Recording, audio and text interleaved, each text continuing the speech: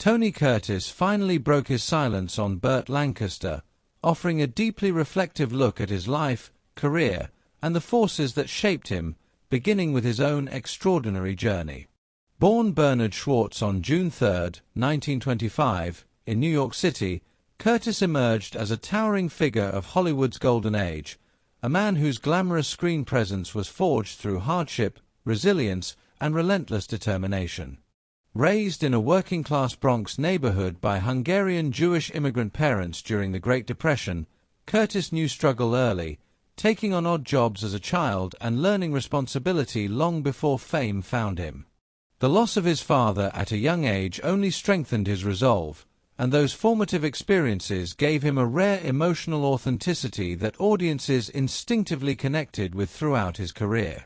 After serving in the U.S. Navy during World War II, Curtis pursued acting seriously, studying at the Dramatic Workshop in New York under renowned teacher Erwin Piscator, where discipline and craft laid the foundation for a career that would span more than 6 decades.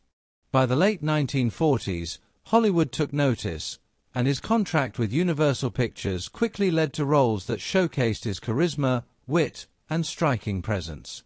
The 1950s cemented his stardom with landmark films such as Sweet Smell of Success, The Defiant Ones, which earned him an Academy Award nomination, and the timeless comedy Some Like It Hot, where his fearless humor and chemistry with Marilyn Monroe and Jack Lemmon revealed a versatility few could match.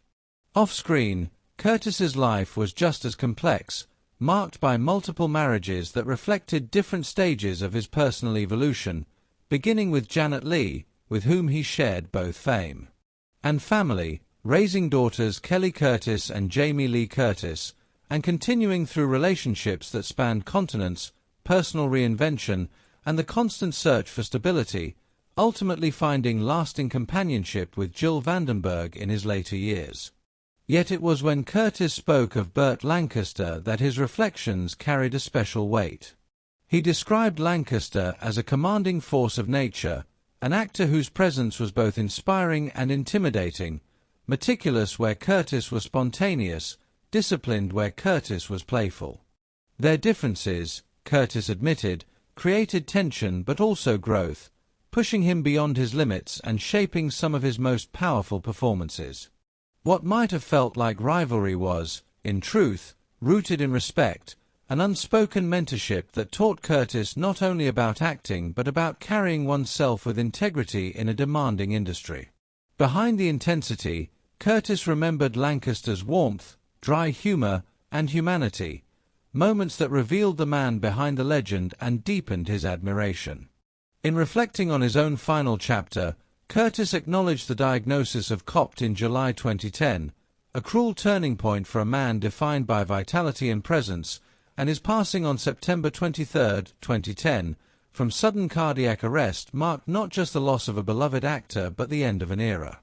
Tony Curtis's story remains one of transformation, perseverance, and gratitude, a life shaped by struggle, elevated by talent, and enriched by the profound connections he forged, none more impactful than the lessons he carried from standing beside a giant like Bert Lancaster.